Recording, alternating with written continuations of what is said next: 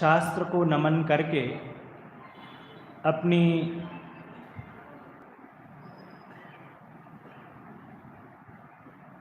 समर्पण कर सकता हूँ, शास्त्र के प्रति अपनी आराधना प्रकट कर सकता हूँ, लेकिन मैं ग्रंथ का आरंभ कहाँ से करूँ, कौन सा ग्रंथ पढूं?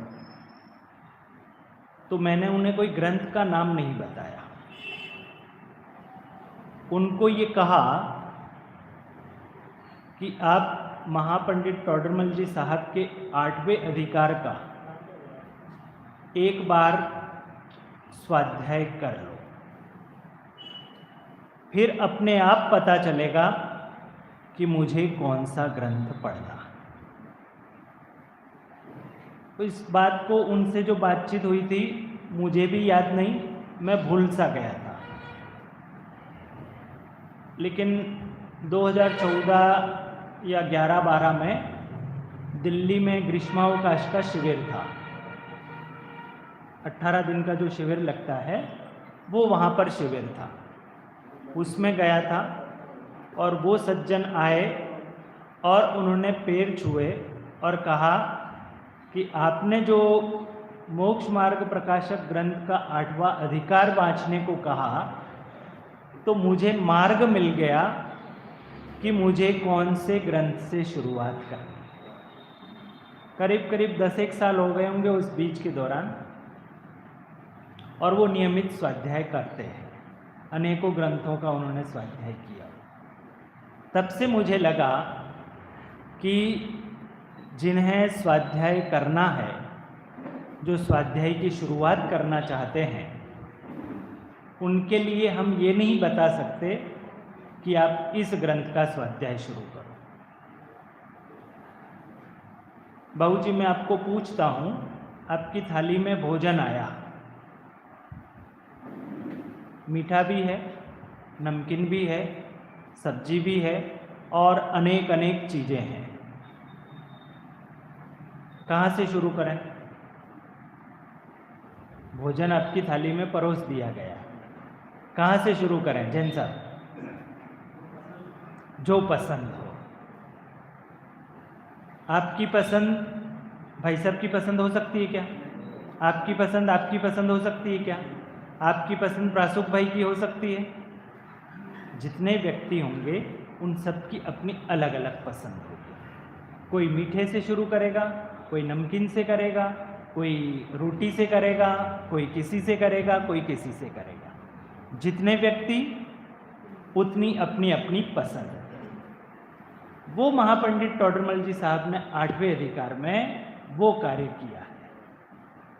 हमें पता नहीं हमारी रुचि कहाँ है, हमारी रुचि क्या है वो हमें भी नहीं पता, लेकिन पंडित टोडरमल जी साहब ने वो खोल करके बता दी है कि ये यदि रुचि है आपकी तो आपको ये ग्रंथ पढ़ना चाहिए, इस प्रकार की रुचि है आपकी तो आपको ये ग्रंथ पढ़ना।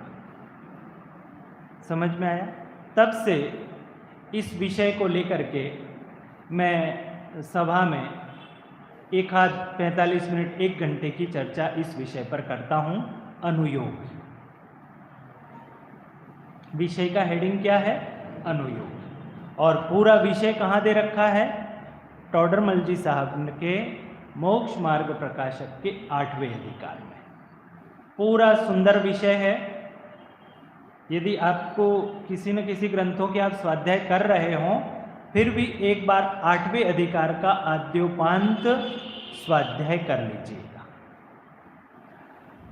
तो आरंभ करते हैं अपन अनुयोग। इस अधिकार की एक विशेषता और है, इस 8वें अधिकार की, कि सभी अधिकारों पे मंगलाचरण है टोडरमल जी साहब का, लेकिन 8वें अधिकार पर मंगलाचरण नहीं है। हो सकता है पंडित टोडरमल जी साहब की कल्पना लोक में ये, क्योंकि 90 अधिकार से मोक्ष मार्ग का स्वरूप आरंभ हुआ है, तो वो 90 अधिकार की पूर्व भूमिका के रूप में कि भाई हम कैसे पढ़ें, जिनवाणी को कैसे पढ़ें, या किस लिए उन्होंने इसका मंगलाचरण नहीं किया है, अपन तो सिर्फ अनुमान ही लगा सकते हैं, कयास ही लगा सकते हैं। लेकिन एक ये चीज़ हो सकती है कि नवा अधिकार उनका जहाँ से आरंभ होता है, मोक्ष मार्ग का स्वरूप लिख रहे हैं, वो मोक्ष का स्वरूप लिख रहे हैं, तो ये भूमिका के रूप में 8वां अधिकार लिखा हो, उसकी की हो। तो देखो आरंभ करते हैं अपन। किस विषय पर बात करना है? किस विषय पर? अनुयोग। इस अनुयोग को, अनुयोग अर्थात शास्त्र के कथन करने की पद्धति। अनुयोग अर्थात जिनवाणी के कथन करने की पद्धति। इस अनुयोग में सारी जिनवाणी है, सारे शास्त्र हैं जो तीर्थंकर भगवंतों के द्वारा, गणधरों के द्वारा, आचार्य भगवंतों के द्वारा, विद्वानों के द्वारा जो गूंथे हुए हैं, उस सारी जिनवाणी को, सारे शास्त्रों को हम क्या कहते हैं? अनुयोग। अनुयोग अर्थात शास्त्र के कथन करने की पद्धति। जैसा मैंने उदाहरण के रूप में आपको कहा था कि भोजन की थाली परोसी हो तो सबकी अपनी अलग अलग रुचि है, ऐसे ही जैन शास्त्रों में भी अनेक प्रकार की विषय वस्तु है। जो तीर्थंकर भगवंतों के द्वारा जो गूंथे हुए शास्त्र हैं, उन गाथाओं में, उस शैली में अनेक प्रकार का विषय है। कोई तो ऐसा विषय है कि वहाँ पर कहानियाँ हैं, कोई ऐसा विषय है कि चरित्र ग्रंथ है, कोई ऐसा विषय है कि जिसमें बहुत सुंदर सुंदर नगरों का वर्णन है, कोई विषय ऐसा है कि जिसमें 6 द्रव्यों का वर्णन है, 7 तत्वों का वर्णन है, पंचास्तिकाय का वर्णन है, कोई ग्रंथ ऐसे हैं कि जिसमें कर्मों का वर्णन है। कर्मों का नाम तो जानते हो ना, तो कर्मों का वर्णन है। कोई ग्रंथ ऐसे हैं कि मध्यलोक, अधोलोक, ऊर्ध्वलोक, ऐसे 3 लोकों का वर्णन है। कोई ग्रंथ ऐसे हैं कि हमें कैसे चलना चाहिए, कैसे बैठना चाहिए, कैसे उठना चाहिए, क्या खाना चाहिए, क्या पीना चाहिए, तो ऐसा वर्णन है। तो तमाम प्रकार के ऐसे विषय जिनवाणी में हैं, शास्त्रों में हैं। तो वहीं आकर के हम खड़े हो जाते हैं कि साहब हम आरंभ कहाँ से करें। तब आचार्य भगवान ने, आचार्य कल्प पंडित टोडरमल जी साहब ने ये जो 8वां अधिकार लिखा है, वो हमारे लिए की का काम करता है, चाबी। जिनवाणी का अथाह समुद्र है, उस समुद्र में हम प्रवेश कैसे करें, तो वो प्रवेश करने की यदि चाबी है तो ये 8वां अधिकार है। उस 8वें अधिकार का यदि आद्योपांत हम आलोड़न कर लेते हैं, आद्योपांत यदि हम स्वाध्याय करते हैं, तो हमें ये पता चल जाएगा कि मेरी रुचि किससे कहानी और कथाओं की पढ़ने की है, मेरी रुचि गणित को पढ़ने की है, कि मेरी रुचि कर्म बंध की व्यवस्था को पढ़ने की है, कि मेरी रुचि कैसा आचरण करना चाहिए, वैसी रुचि है।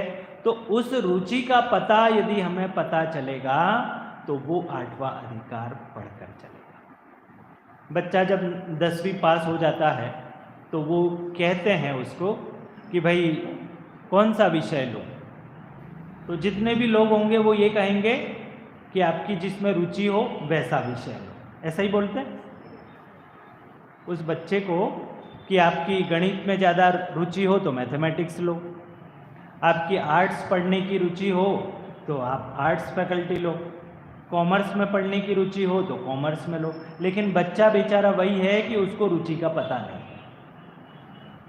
उसके तो मैथ्स में भी अच्छे मार्क्स आए हैं, साइंस में भी अच्छे मार्क्स आए हैं, आर्ट्स के सब्जेक्ट में भी अच्छे मार्क्स आए हैं, 99 आउट ऑफ 100 में उसके हर विषय में इतने मार्क्स हैं। अब बताओ उसकी रुचि कैसे पता करें? जैन साहब, कोई बच्चा आपके पास आया, अब उसको कैसे बताओगे कि कौन से विषय में जाए? है? हाँ, मतलब कुछ ना कुछ उसके साथ होगी ना, प्रश्नोत्तरी होगी।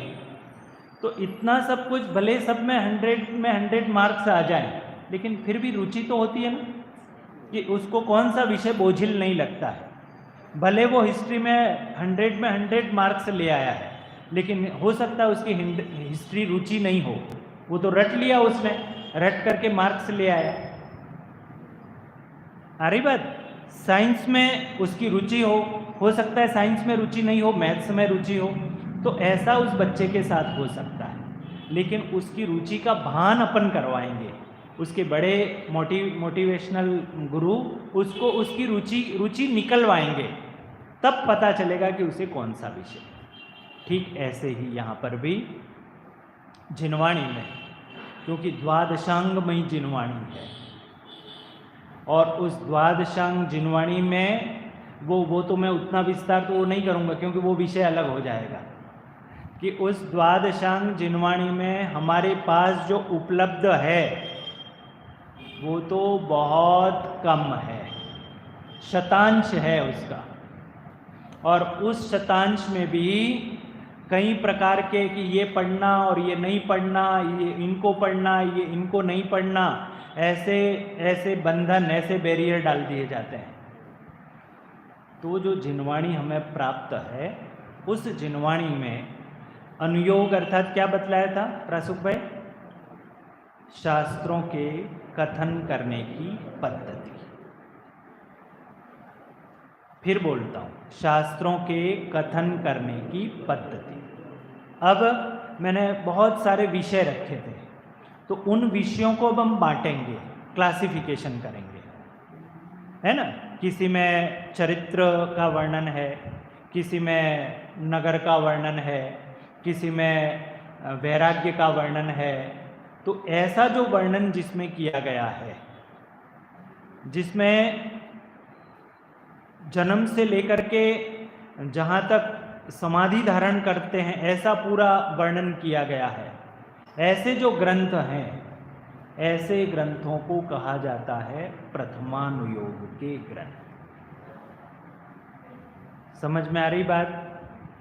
बहुत सरल सीधी सिंपल भाषा में आपसे एक एक चीज निकल करके, पारिभाषिक शब्द नहीं ले रहा हूँ, वो हमारे अंतरंग तक बैठे। ये घर में जो बच्चे हो ना, उनको सुनाना है। वो जो भैया कह रहे थे वो तो आए ही नहीं अभी। मैंने कहा था ना एक दिन के अनुयोग वाला विषय लूँगा, तो उन्होंने कहा था कि आप ले लेना अनुयोग वाला विषय, लेकिन वो भैया आए ही नहीं, तो सुनाना उनको। बाबूजी देखो क्या कहा कि जिसमें चरित्र का वर्णन हो, चरित्र तो समझते हो ना, कैरेक्टर, राम का कैरेक्टर है, कृष्ण का कैरेक्टर, महावीर का कैरेक्टर, आदिनाथ का कैरेक्टर, तो ऐसा चरित्रों का वर्णन हो, सीता का वर्णन हो, ऐसे अनेक अनेक जो हमारे सतियां हुई हैं उनका जिनमें वर्णन हो, ऐसे जो ग्रंथ हैं उन ग्रंथों को कहा जाता है प्रथमानुयोग के ग्रंथ, जिसमें विस्तार से सारी कथाएं आती हैं, और सिर्फ कथाएं ही नहीं होती है।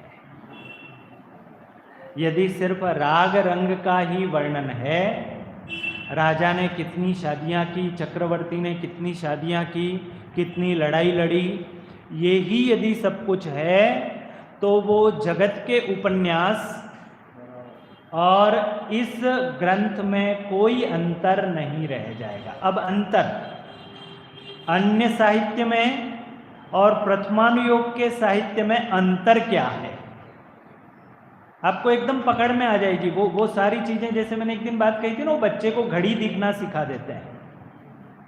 घड़ी देखना सिखा दें तो वो बच्चा स्वावलंबी हो जाएगा, वो पराश्रित नहीं रहेगा, वो अपने बड़ों के पराश्रित नहीं रहेगा, वो स्वयं घड़ी देखना सीख जाएगा। तो ऐसा ही जैन दर्शन का सिद्धांत है कि वो जीव को पराश्रित नहीं रखता है, वो स्वाश्रित बनाना चाहता है।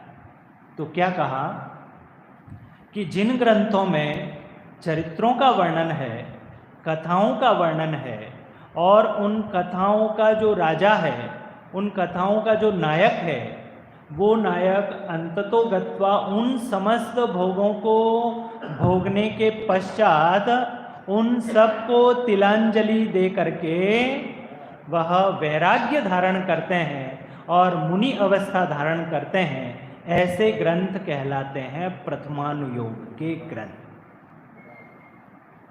समझ में आई बात? क्या ऐसे ग्रंथों के नाम कोई आप में से कोई बताएंगे? प्रथमानुयोग के ग्रंथ, उनके एक आध दो ग्रंथों के नाम आप में से कोई बताएंगे? पहले माता बहनों से पूछता हूँ। भरतेश वैभव, बहुत बढ़िया। पद्म पुराण और हरिवंश पुराण। अब इनसे पूछ लेता हूँ, नहीं तो ये नाराज हो जाएंगे। सब उनसे ही पूछोगे क्या? बाबू जी, हरिवंश पुराण, पद्म पुराण, भरतेश वैभव, 63 शलाका पुरुष हैं। भरतेश वैभव बता दिया। 24 तीर्थंकर पुराण, पांडव पुराण, प्रद्युम्न चरित्र, श्रेणिक चरित्र, जितने भी चरित्र ग्रंथ हैं, जितने भी चरित्र ग्रंथ हैं, वो सारे के सारे जितने पुराण हैं, वे सब जाएंगे प्रथमानुयोग की कोटि में।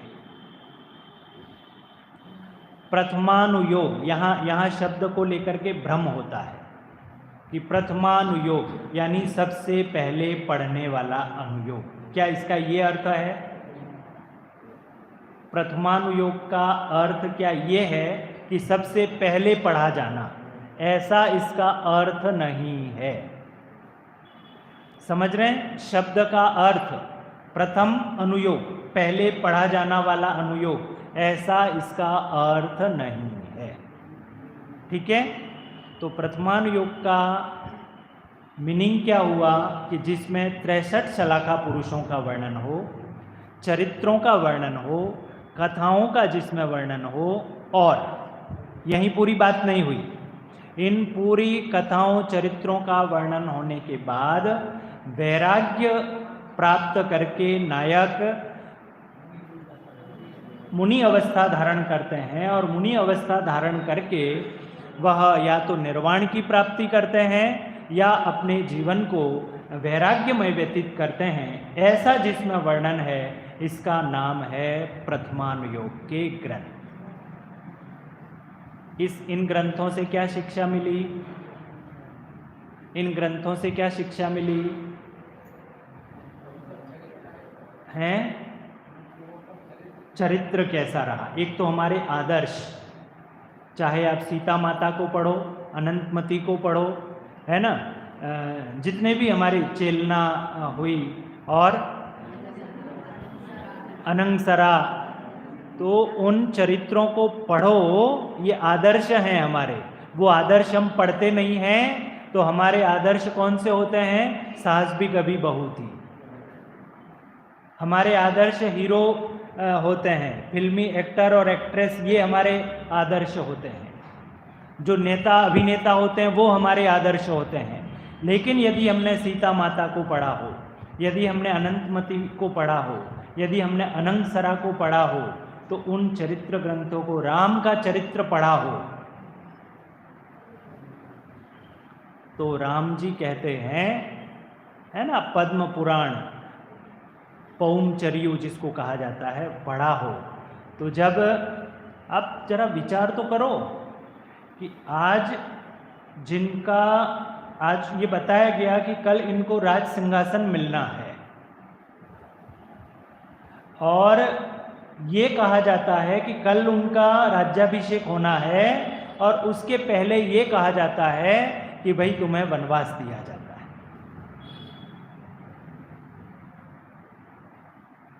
सिंघवी जी साहब, आप होते तो क्या करते हैं?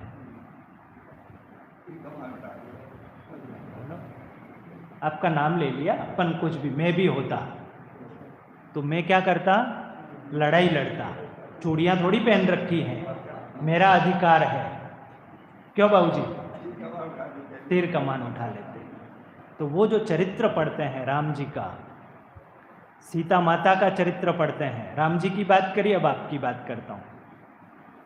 सीता माता का चरित्र पढ़ते हैं तो सीता माता क्या कहती हैं, चाहे वो उनका अपहरण हुआ, सब कुछ हुआ, ज़्यादा विस्तार नहीं करूँगा क्योंकि मुझे चारों अनुयोग की बात करनी है, क्योंकि विस्तार करने पे तो कम से कम 4-5 मैं व्याख्यान में इसको पूरा कर पाऊँ, लेकिन अपन संक्षिप्त में बात करते हैं। सीता माता का चरित्र देखते हैं, अनंगसरा का चरित्र देखते हैं, तो मैना सुंदरी का चरित्र देखते हैं। तो वहाँ पर वो सीता माता का जो जवाब है ना, केतुमती, केतुमती नाम है उनकी सास का, है केतुमती किसका नाम है? अंजना की, अंजना, सती अंजना की सास का केतुमती नाम है। तो अंजना के साथ जो हुआ, अंजना को जो भेज दिया ना, मिलने नहीं दिया, अंजना को उनके पति से दूर रखा, तो बहू होती तो कहती, जब वो वापस आई तो अब ये माताजी नाटक कर रही है। लेकिन वहाँ पर जो अंजना का जवाब था कि माताजी आप क्यों खेद खिन्न होती हैं, मेरे कर्म का उदय था, वो कर्म का उदय मुझे भोगना पड़ा, आप क्यों व्यर्थ परेशान हो। चाहे चेलना का देखो, हैं ये सारे जो चरित्र ग्रंथ हैं, ये चरित्र ग्रंथ हम उसमें पढ़ें तो ये हमें निकल के आना चाहिए, तो हमारा जीवन उससे सुधरता है। कौन से अनुयोग की बात कर रहे हैं अपन? प्रथमानुयोग। प्रथमानुयोग व्यर्थ नहीं है, मैं इस सभा में बोल रहा हूँ, ये व्यर्थ नहीं है ना, किसी और सभा में नहीं बोलता हूँ। प्रथमानुयोग व्यर्थ नहीं है, प्रथमानुयोग हमारे चरित्र को एकदम सुंदर और बहुत अच्छा बनाने के लिए आवश्यक अंग है।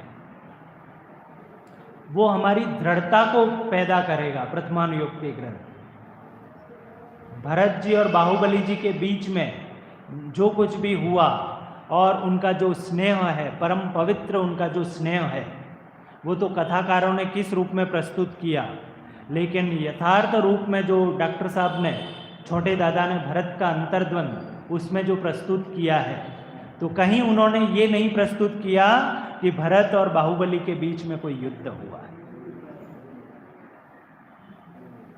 वो मैं कभी इतिहास की बात करूं तो आपको बता सकता हूं, बीच का एक युग आया, उस युग में अन्य परवर्ती या जैनेतरों में कैसे अपने धर्म को श्रेष्ठ बताने के लिए चमत्कारिक वर्णन किए जाने लगे। ख्याल में आई ना, चमत्कारिक वर्णन किए जाने लगे। तो यहाँ पर भी एक युग आया वैसा साहित्य का, जब साहित्य पढ़ते हैं ना सारी चीज़ें आती हैं, तो एक युग आया भट्टारक युगीन।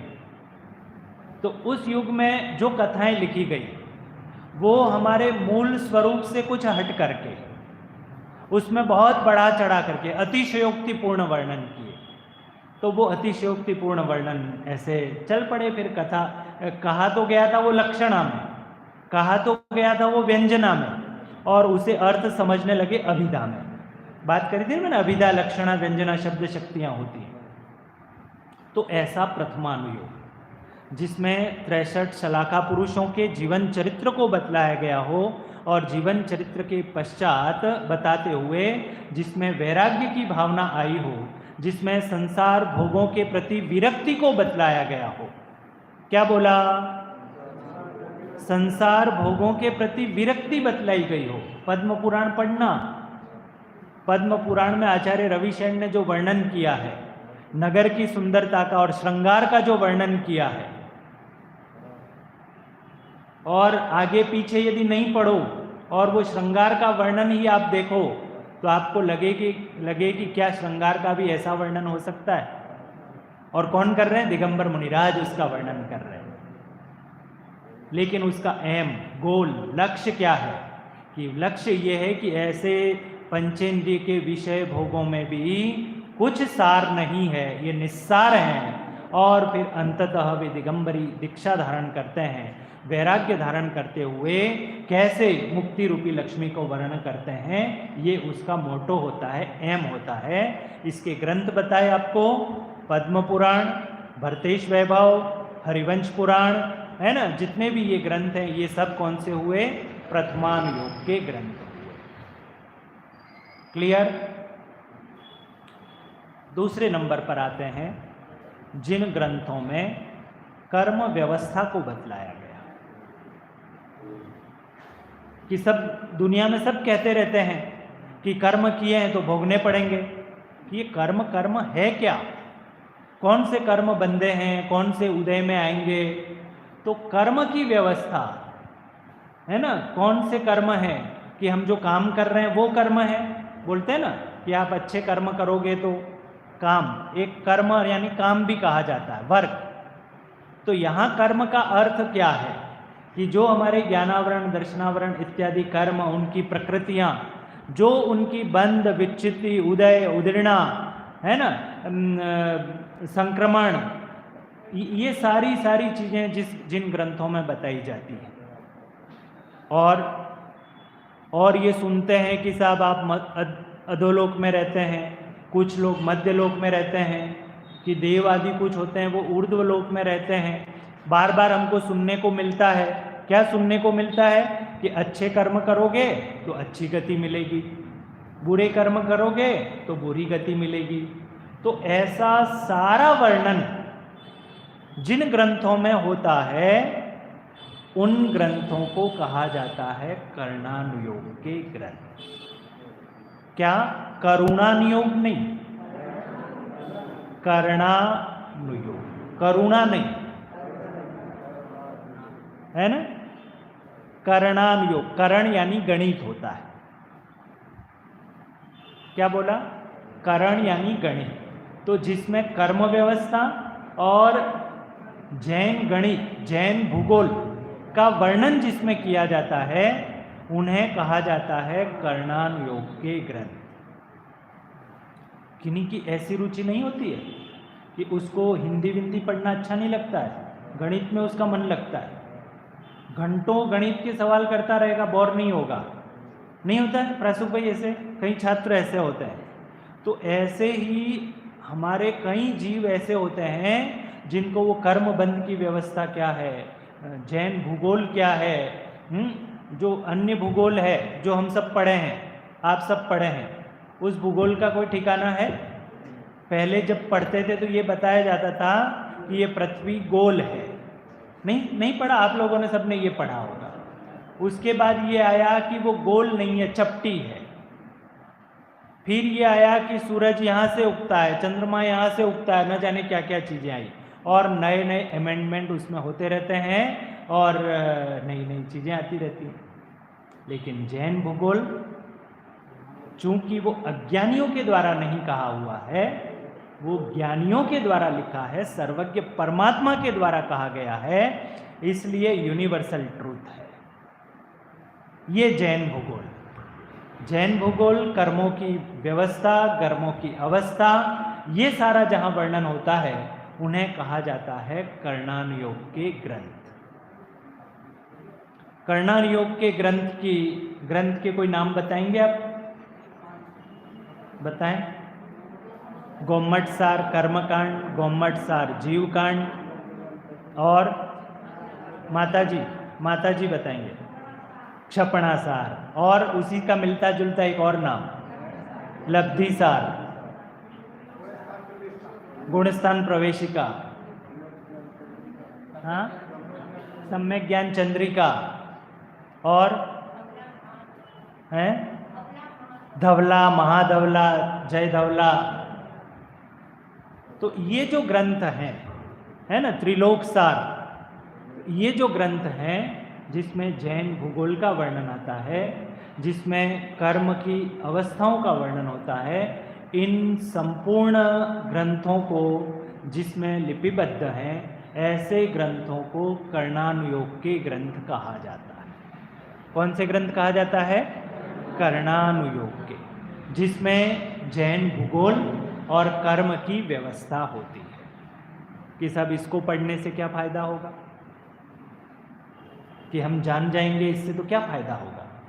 अरे इससे निराकुलता आ जाएगी। इस कर्म बंध की व्यवस्था को पढ़ेंगे तो जो अज्ञान जैन भूगोल के संबंध में जो था, सामान्य भूगोल के संबंध पढ़ करके जो हम अज्ञानी हुए थे, जैन भूगोल पढ़ करके हमें वो सारी चीज़ें स्पष्ट हो जाएंगी और कर्म बंध की व्यवस्था को समझ करके हमें बहुत निराकुलता आ जाएगी।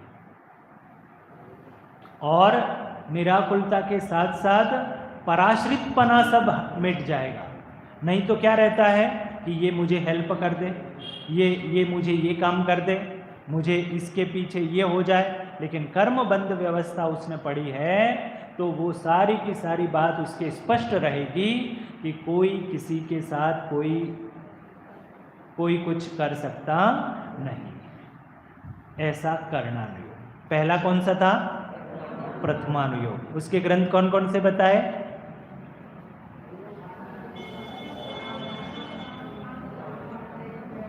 पद्म पुराण, भरतेश वैभव। ठीक है ना, दो दो ग्रंथ के नाम लेता हूं। कर्णानुयोग, कर्णानुयोग में किसका क्या वर्णन होता है? जैन भूगोल और कर्म व्यवस्था। ग्रंथ कौन कौन से? धवला, त्रिलोक सार, क्षपणा सार, गौमट सार, ये सारे के सारे ग्रंथ कौन से हैं? कर्णानुयोग के ग्रंथ। कि साहब हमने किस 63 सलाका पुरुषों के चरित्र भी पढ़ लिए, हमने जैन भूगोल भी पढ़ लिया, कर्म व्यवस्था भी सीख ली, लेकिन हम क्या खाएं, क्या पिएं, कैसे उठें, कैसे बैठें, इन सब का जहाँ वर्णन होता है उसे कहा जाता है चरणानुयोग के ग्रंथ। आचरण, चाहे वो श्रावक हो चाहे श्रमण हो। श्रावक यानी आमजन और श्रमण अर्थात हमारे दिगंबर मुनिराज। तो इनको अपना कैसा आचरण करना चाहिए, अणुव्रत कैसे पलते हैं, महाव्रत क्या होते हैं, पानी कैसे छानना, चलना तो कैसे चलना, ये सारा वर्णन जहाँ होता है, एक शब्द में कहेंगे तो आचरण। आचरण का वर्णन जहाँ होता है उन्हें कहा जाता है चरणानुयोग के ग्रंथ। बात समझ में आ रही माता जी? कठिन थोड़ी है कोई, बहुत सरल है, आपने सुनी होगी, समझी होगी, तो इसका रिवाइज हो जाएगा आपको, है ना। और अब आपके बच्चों को बताना, आपने तो सुन लिया, लेकिन आपके घर में बच्चों को बताना। बच्चों को जब तक नहीं बताओगे तब तक आगे पीढ़ी कैसे चलेगी? पीढ़ी दर पीढ़ी यदि नहीं चलेंगे, मंदिर पे तो मंदिर बनाते चले जाओगे आप, लेकिन वो ट्रांसफ़र नहीं होगा, अगली पीढ़ी में वो बात नहीं पहुंचेगी। वो पीढ़ी बीच की कोलैप्स हो गई तो आगे बात पहुंचेगी? भाई आप मंदिर और स्वाध्याय करते हैं तो क्यों करते हैं? क्यों करते हैं? कि आपके पिताजी ने, आपके दादाजी ने आपको अंगुली पकड़ पकड़ कर लाए थे कि नहीं लाए थे? डॉक्टर साहब लाए थे ना, तभी आप चल रहे हैं। अब हम सबकी ड्यूटी क्या बनती है कि हमारी जो अगली पीढ़ी है उसको हम इस मार्ग में ट्रेंड करें। नहीं तो वो सारी की सारी यदि कोलैप्स होगी ना वो बीच वाली पीढ़ी, तो फिर अगली पीढ़ी में नहीं जाएगा, वो लैप्स हो गया बीच में। इसलिए जो अगली पीढ़ी है उस तक पहुंचाने की जिम्मेदारी हम सबकी है। एक बार एक बस से यात्रा कर रहा था, उस यात्रा में एक बच्चे को कंडक्टर ने टिकट नहीं था इसलिए उसको वो उसके साथ बहस कर रहा था और नीचे उतार रहा था। तो मैंने उस कंडक्टर से कहा कि इसका टिकट कितना है, जो भी टिकट बनता है वो ले लो और इसको यात्रा करने। अब उस बात को बहुत दिन हो गए, सालों हो गए। अब वो जो बच्चा था अब युवक हो गया था और कहीं किसी जगह मिला और उसका जो टिकट दिया था वो मुझे वापस लौटाने लगा कि सर ये उस समय में बस में आपने मुझे नीचे उतरने से बचाया था और आपने मेरा टिकट दे करके मुझे अपने गंतव्य तक पहुंचाया था। तो उसको मैंने ये कहा कि बेटा टिकट तो ये तेरे पास रहने दे, लेकिन ऐसे कोई कभी ऐसी और कोई अवस्था बने, कोई कमज़ोर बालक हो, कोई ऐसी परिस्थिति बने तो उसकी तुम मदद करना।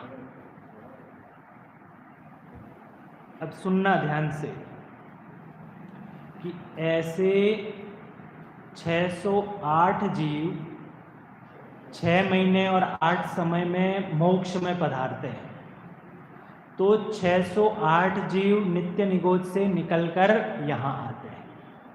तो उन 608 जीवों का हमारे ऊपर परम उपकार है कि नहीं है? वो यदि सीट खाली नहीं करते, पूरी आप व्यवस्था पढ़ोगे ना, क्रमबद्ध परिणमन को पूरा पढ़ोगे, समझोगे, तो आपके ख्याल में आएगा कि एक एक द्रव्य और गुण ये तो शाश्वत सत्य हैं, त्रिकाल सत्य हैं।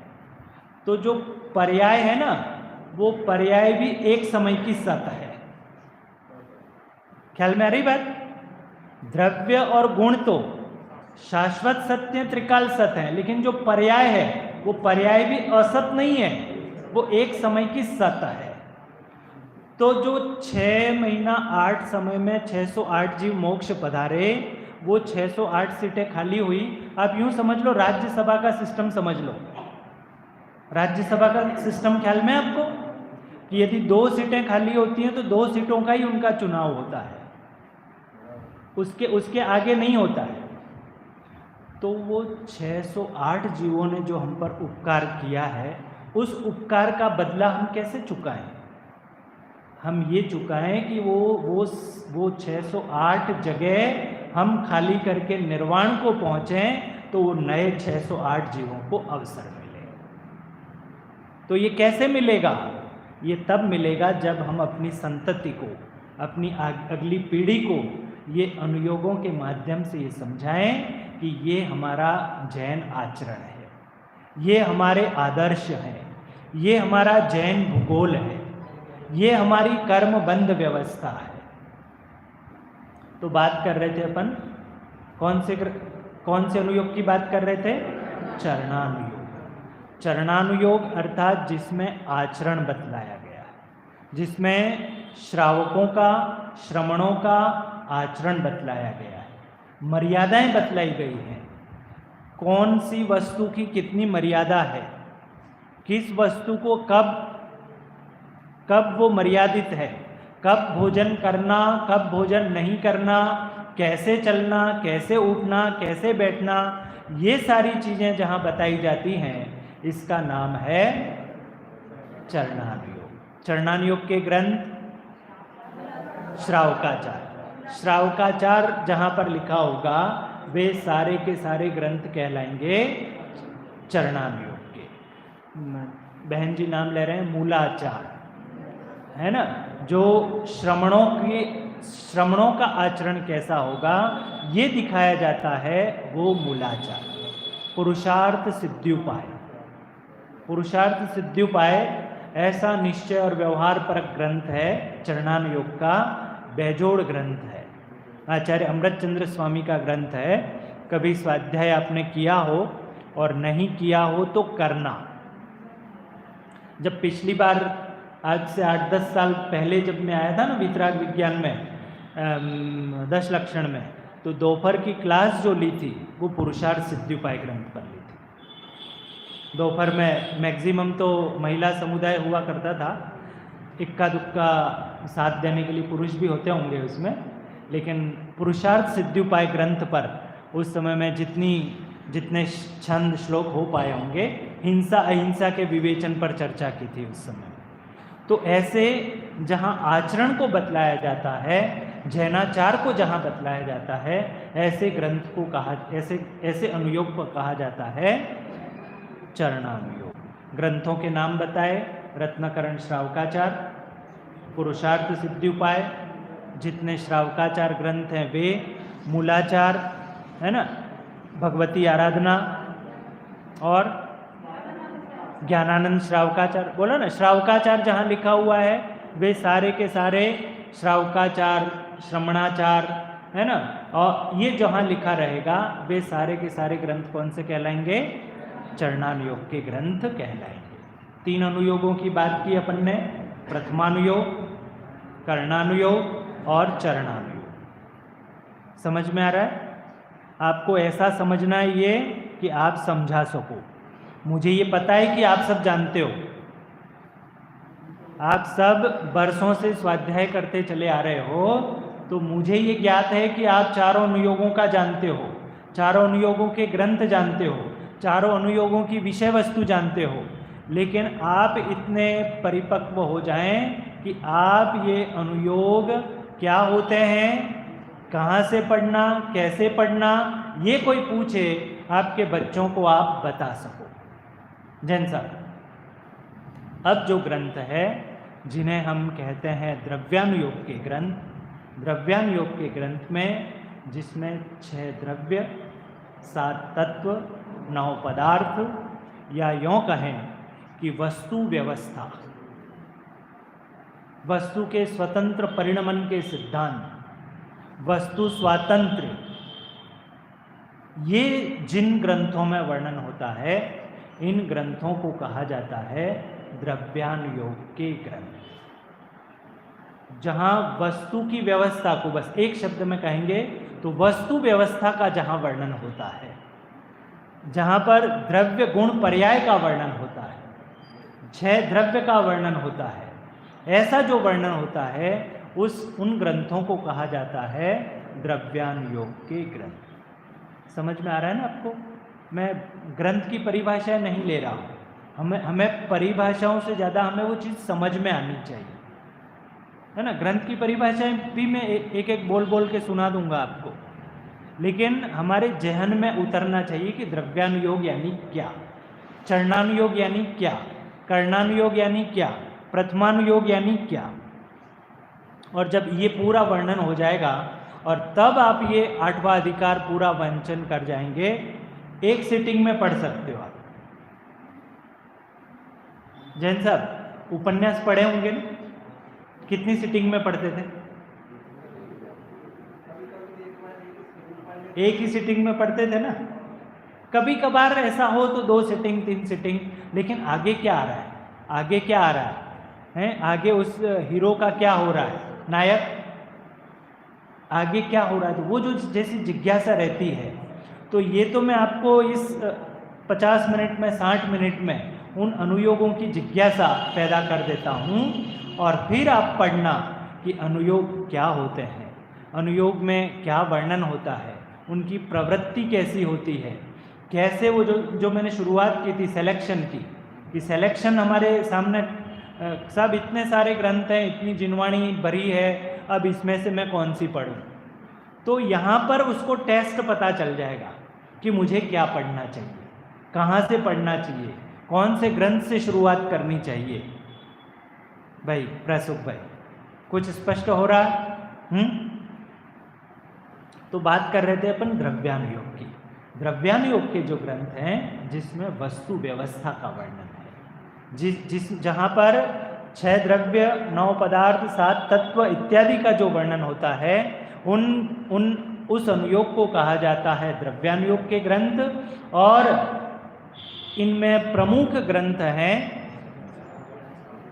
समय सार, द्रव्य संग्रह, पंचास्तिकाय, प्रवचन सार, नियम सार, और नियम सार को अपन चरणानुयोग में भी ले सकते हैं, अष्टपाहुड़, अष्टपाहुड़ को भी चरणानुयोग में लिया जा सकता है। अब देखो, अब आपकी शंका होगी, पंडित जी अभी तो आप बतला रहे थे कि ये ग्रंथ इस अनुयोग का है, ये ग्रंथ इस अनुयोग का है। एक भी ग्रंथ ऐसा नहीं है जिसमें चारों अनुयोगों का वर्णन नहीं हो। क्या कहा? एक भी ग्रंथ ऐसा नहीं होगा जिसमें चारों अनुयोगों का वर्णन नहीं होता है। मुख्यता जिसकी होती है, समझ में आई बात? मुख्यता जिसकी होती है। अब मैं पूछता हूं आपको कि आपने सब्जी बनाई, दाल बनाई, मिठाई बनाई, तो आप यूँ कहते हैं कि इसमें नमक ज़्यादा है, तो क्या उसमें मिर्ची नहीं है, लौंग नहीं है, धनिया नहीं है, उसमें वो जिसकी दाल है, सब्जी है, वो नहीं है, तो आप एक का ही नाम क्यों ले रहे हैं? उसमें सारी चीज़ें हैं कि नहीं है? हैं तो सारी चीज़ें, लेकिन जिसकी हमको अधिकता दिखी तो उसका नाम हमने झट से ले लिया। तो ऐसे ही चारों अनुयोगों में किसी एक ग्रंथ में आप देखना, चाहे प्रथमानुयोग का ग्रंथ उठा करके देखोगे तो वहाँ पर 6 द्रव्यों का भी वर्णन आएगा, 7 तत्वों का भी वर्णन आएगा, आता है कि नहीं आता है? वहाँ पर जैन भूगोल का वर्णन आ जाएगा, वहाँ पर कैसे आचरण करना चाहिए, किसकी बात कर रहा हूँ? प्रथमानुयोग के। प्रथमानुयोग के ग्रंथ में ये सारी चीज़ें आ जाएंगी, लेकिन मुख्य वर्णन जो चल रहा है वो मुख्य वर्णन कौन सा चल रहा है? मुख्य वर्णन काय का चल रहा है? कथा चल रही है, चरित्र चल रहा है, इसलिए हम उसको बोलते हैं प्रथमानुयोग के ग्रंथ। अब क्या मुझे जो बात करनी है वो तो मैं आधी ही बात कर पाया हूँ अनुयोग के संबंध में, लेकिन इन अनुयोगों का ज्ञान करके, इन अनुयोगों का, ये चारों अनुयोगों को पढ़ लिया, फायदा क्या होगा भाई साहब? चारों अनुयोगों की विषय वस्तु को हमने पढ़ लिया, तो अब हमारे पास टेस्ट आ गया, अब हमारे पास ये पता चल गया कि मेरी रुचि किस तरीके की है। मेरी रुचि यदि ये पढ़ने की है कि और मन नहीं लगता है, कथाएं पढ़ूं, कथाएं पढ़ने की रुचि है तो वो पढ़, गणित में रुचि है, कर्मबंध व्यवस्था है तो वो पढ़ें, और आचरण संबंधी पढ़ना है तो चरणानुयोग पढ़ें, और वस्तु व्यवस्था समझनी है तो द्रव्यानुयोग के ग्रंथ पढ़ें। लेकिन इसके साथ साथ जो मूल उद्देश्य, मूल एम होना चाहिए कि यह मनुष्य भाव हमारा बहुत दुर्लभ है। चूंकि शास्त्र तो बहुत है, जिनवाणी अथाह है, और कौन से ग्रंथ पढ़ने से मैं अपने कल्याण के मार्ग पर लग सकता हूँ, ये दृष्टि हमारी होनी चाहिए। एक छोटा सा उदाहरण देकर के पूरी कर रहा हूँ बात, क्योंकि मैं समझता हूँ जितनी बात पहुँचनी चाहिए वो तो पहुँच गई। मैंने संक्षिप्त में वो उद्देश्य की बात कर दी, प्रयोजन की बात करी कि एक ऐसी गली है, जैसे ये आपकी यहाँ वाली बाहर वाली गली समझो, वहाँ पर आपने उस गली में आप मंदिर से नीचे उतरे और किसी कारण से सब दरवाजे खिड़कियाँ सब घरों की बंद हैं। आप या एक या दो ही सज्जन यहाँ से नीचे उतरे हैं, घुटनों में बहुत दर्द है, आपके भयंकर वाला दर्द है घुटनों में, है ना, चला जाता नहीं है, धीरे धीरे चलते हैं। आपने देखा कि एक उस कोने पे जहाँ पे नाश्ता सेंटर है ना, उस सेंटर पर आपने देखा कि 2 पगलाए कुत्ते, कैसे, क्या बोलते हैं आप लोग, पागल ही बोलते हैं ना, पागल कुत्ते दौड़ते हुए आपकी तरफ आ रहे हैं। सब दरवाजे बंद हैं, यहाँ वहाँ तक, लास्ट कोने तक सब दरवाजे बंद है, किसी का घर खुला नहीं है, मंदिर भी माली ने बंद कर दिया है। वो पगलाए कुत्ते आ रहे हैं, आपके घुटनों में दर्द है, वैसे तो चलने में आपको बहुत परेशानी है, क्या करोगे बाबूजी? वो ताकत आ जाएगी दौड़ने की, जो अभी तक एक एक कदम, एक एक सीढ़ी चढ़ना मुश्किल था, क्योंकि वो दिखता है कि इसने यदि पकड़ लिया तो वो जो इंजेक्शन लगेंगे, कितने दर्दनाक जो इंजेक्शन होते हैं, वो जो उसको दिखाई देता है, तो वो देख करके वो सारे घुटनों के दर्द गायब हो जाते हैं और दौड़ करके अपने को बचाने का प्रयास जैसे करता है, वैसे ही यहाँ लगना चाहिए कि ये बहुत हमने जी लिया है, अब हमारी आयु बहुत कम है। ये तो पक्का ही है ना, अपन जो यहाँ सब बैठे हैं, कुछ एक लोगों को छोड़ दें तो जितना जीवन निकल गया है उतना शायद मिलने वाला नहीं। जैन साहब निश्चित है ना? तो हमें अभी, आज और अभी ही सावचेत होकर के, जिसमें आत्म कल्याण का मार्ग प्रकट होता है, ऐसे ग्रंथों का स्वाध्याय करके रुकना ही नहीं है। स्वाध्याय करके सुबह वाले व्याख्यान में जाओ, निज परमात्मा तत्व के सम्यक श्रद्धा, तब तो स्वाध्याय करना फायदा है। स्वाध्याय करने का लक्ष्य एम क्या है? ज्ञान बढ़ाना है, क्षयोक्षम ज्ञान बढ़ाना है। अरे क्षयोक्षम ज्ञान बढ़ाना हो तो ऐसा एक बात और ख्याल में आ जाती है तो बोल ही देता हूं। सूत्र रूप में याद रखना कि यदि हमें लगने लगे ना थोड़ी बहुत संपत्ति, धन ज़्यादा वगैरह हो जाए, थोड़ा बहुत अनुकूलताएं हो जाएं, तो यदि अभिमान होने लगे तो चक्रवर्ती की संपदा से तुलना करना। कहाँ चक्रवर्ती की संपदा, और हमारे पास थोड़ा बहुत चक्रवर्ती की संपदा जितनी तो नहीं होगी ना। उनके पास जिनको अपन बहुत बड़े वो मानते हैं, टाटा, अंबानी और फला, उस चक्रवर्ती की संपदा के आगे उनकी शतांश भी नहीं है ना? तो थोड़ा बहुत अभिमान होने लगे तो तुलना करना चक्रवर्ती की संपदा से, और ये तो हमारे पास है नहीं, इसलिए हमको तो इसका कभी कोई समस्या आती नहीं है। लेकिन अब जो बात बतलाने जा रहा हूँ, थोड़ा सा एक आध ग्रंथ का ज्ञान हो जाए, एक आध अनुयोग का ज्ञान हो जाए, है ना, किसी में माहिती हासिल हो जाए, तो मैं चौड़ा और बाजार सकड़ा होने लगे कि मैं ज्ञानी ऐसा होने लगे, तो केवल ज्ञान के ज्ञान से तुलना करना। कहाँ वो केवल ज्ञानी का ज्ञान और कहाँ मेरा क्षयोक्षम ज्ञान। इस क्षयोक्षम ज्ञान का स्क्रू ढीला हो जाए, एक थोड़ा सा स्क्रू ढीला हो गया तो आपके यहाँ पर कहाँ पहुँचाते हैं? आगरा पहुँचाते हैं? कहाँ पहुँचाते हैं? ग्वालियर है? अच्छा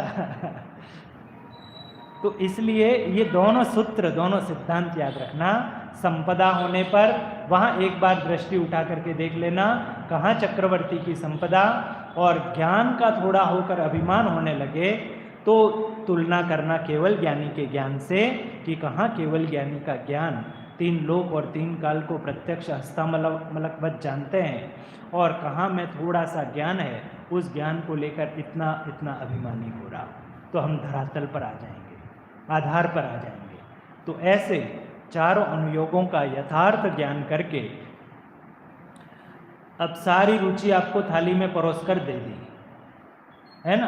अब आपकी मीठे की रुचि हो तो मीठे से शुरुआत करें, नमकीन की रुचि हो तो सेव आदि से शुरुआत करें, सब्जी आदि की रुचि हो तो सब्जी से करें। जिसमें आपको करना हो उसके लिए स्वतंत्र हैं। ऐसे ये अनुयोगों का ज्ञान है। ऐसे इन चारों अनुयोगों का ज्ञान करके हम यथार्थ में अपने समय का सदुपयोग करते हुए अपने तन को, मन को और जीवन को माँ जिनवाणी की सेवा शुश्रूषा में लगाएं। ऐसी मंगल भावना से आज की बात है।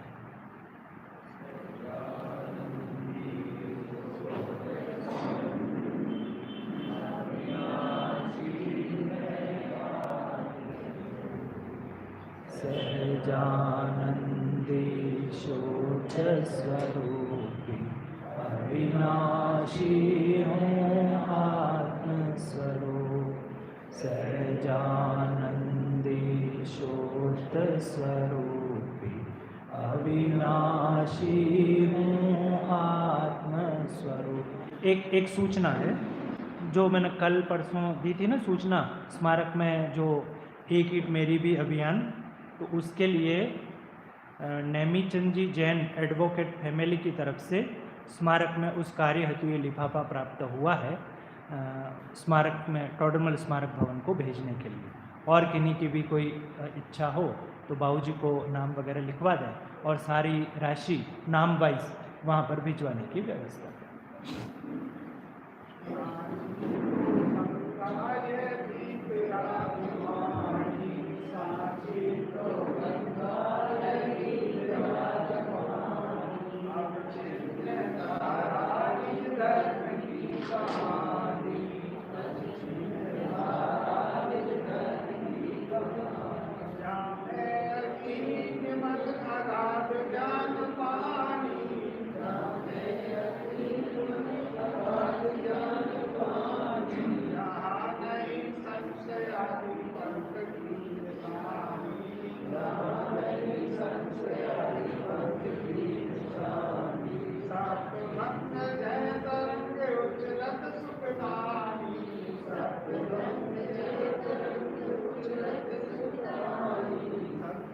तुम्हारा